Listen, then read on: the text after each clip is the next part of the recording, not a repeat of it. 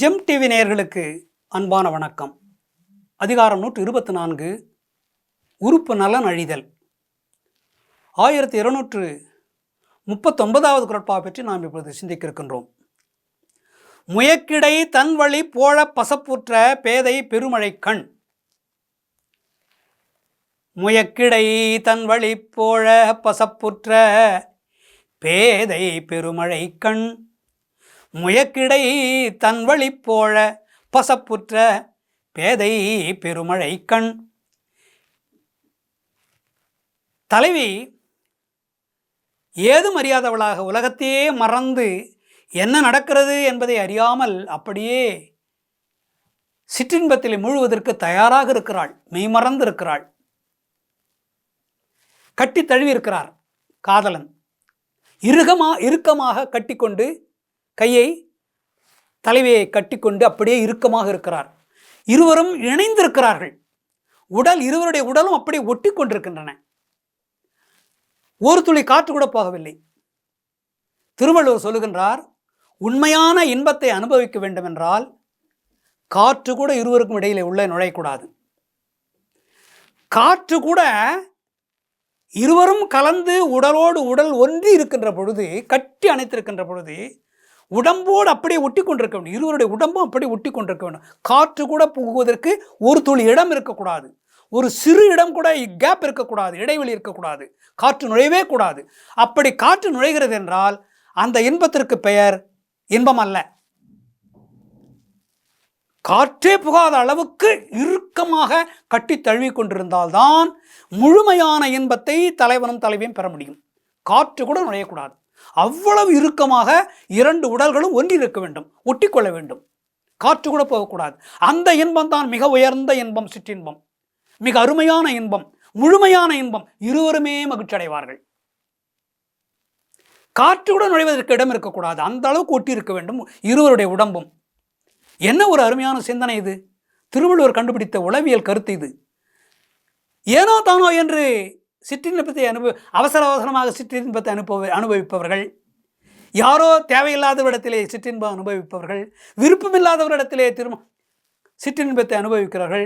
வெறுப்போடு இருக்கின்ற மனைவியோடு, நோயோடு இருக்கின்ற மனைவியோடு, நோய் வந்திருக்கிற மனைவியோடு அல்லது நோய் வந்திருக்கின்ற தலைவனோடு கூடுகின்ற பொழுதெல்லாம் இப்படிப்பட்ட நிறைவான இன்பம் கிடைக்கவே கிடைக்காது. இரண்டு உடலும் நெருக்கமாக காற்று கூட புகாத அளவுக்கு ஒட்டி கொண்டிருந்தால்தான் அந்த இன்பம் முழுமையான இன்பம், இருவருக்குமே இன்பம் கிடைக்கும். முயங்கிய கைகளை ஊக்கப்பசந்தது பைந்தொடி பேதை நுதல். முயக்கிடை தன் வழி போழப்பசப்புற்ற பேதை பெருமழை கண். கண்ணிலிருந்து தானாக கண்ணீர் வருகிறது அவளுக்கு. முயக்கிடை தன் வழி போழ, காற்று பூந்து விட்டது. ரெண்டு பேருக்கு இடையிலே காற்று உள்ளே நுழைந்து போகிறது. அவளுக்கு கண்ணீர் நெட். முயக்கிடை தன் வழி போழ பசப்புற்ற பேதை பெருமழை கண். அந்த கண்ணிலிருந்து மழை பொழிவது போல அவளுடைய கண்களிலிருந்து தண்ணீர் வருகிறது. ஏன் தெரியுமா? இடைவெளி இருக்கக்கூடாது. இடைவெளி இருந்தால் காற்று உள்ளே நுழைகிறது. அதை கூட அவளால் பொறுத்து கொள்ள முடியவில்லை.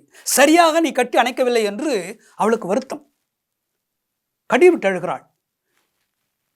ஒரு துளி இடைவெளியும் இல்லாத அளவுக்கு கட்டிப்பிடிக்க வேண்டும். அப்படி நீ கட்டிப்பிடிக்கவில்லை, அதனால் எனக்கு முழுமையான இன்பத்தை நீ தரவில்லை என்று அழுகிறாள்.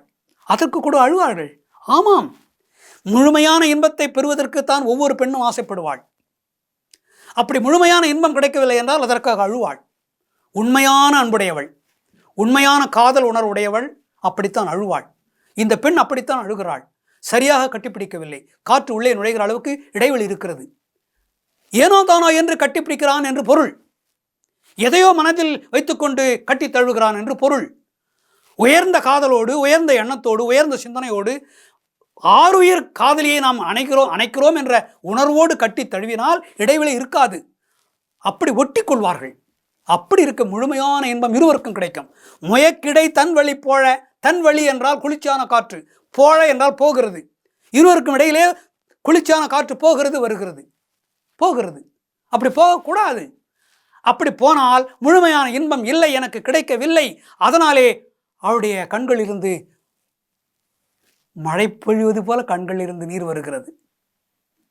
பெருமழைக்கண், சாதாரண மழை கூட இல்லை, பெருமழைக்கண். அப்படி சிந்துகிறாள் கண்ணீரை.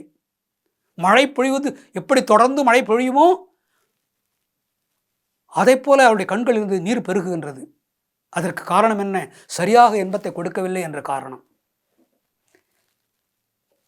ஆனால் இப்பொழுது அதற்கு கூட வழி இல்லையே, பிரிந்திருக்கிறாரே, அதுவே பரவாயில்லை போல இருக்கிறதே. நிரந்தரமாக எனக்கு இன்பத்தை கொடுப்பதற்கு ஆளே அருகில் இல்லையே. கட்டிப்பிடித்திருக்கின்ற பொழுது காற்று இடைவெளி, காற்று புகுந்து செல்கின்ற அளவுக்கு இடைவெளி விடுவதற்கே அவள் அழுதவள். இப்பொழுது ஆளே இல்லை கட்டி அணைப்பதற்கு, எவ்வளவு வருந்துவாள். திருவள்ளுவர் பதிவு செய்கிறார். இப்படியெல்லாம் அழுதவள் கணவனே இல்லாத இந்த நேரத்தில் அதை நினைத்து அழுவாளா, அழுவ மாட்டாளா? நிச்சயமாக அழுவாள். கதறி கதறி அழுகிறாள். பிரிவு துன்பத்தை தாங்க முடியாது பெண்களால். உயர்ந்த இன்பத்தை, உயர்ந்த காதல் உணர்வுடையவர் பெண்கள் இதையெல்லாம் சகித்து கொள்ள மாட்டார்கள். தினமும் புலம்புவார்கள், அழுவார்கள், அழுதுவார்கள், மனநோயினாலே துடிப்பார்கள், உடல் நோயிலே துன்பப்படுவார்கள் என்பது இன்ப வாழ்க்கையினுடைய காமத்துப்பாலுடைய அருமையான சிந்தனை. திருவள்ளுவர் சொல்லுகின்றார், காதலனுக்கும் காதலிக்கும் எப்படிப்பட்ட உணர்வு பொருந்திய உறவு இருக்க வேண்டும், எப்படிப்பட்ட உறவுதான் உடல் உறவு, காற்று கூட புகாத அளவுக்கு உடல் உறவு இருக்க வேண்டும். அது உயர்ந்த இன்பத்தை தரும், பேரின்பத்தை தரும். அவள் அழுவதற்கு வாய்ப்பே இல்லை, இருவரும் இன்பம் அடைவார்கள் என்ற கருத்தை, இது காதல் வயப்பட்ட ஒரு கருத்து. ஒரு கவிஞன், ஒரு புலவன் இப்படி சொல்லியிருக்கின்றான். யாராலும் சொல்ல முடியாத உலகத்திலே. மீண்டும் நாளை சந்திப்போம்.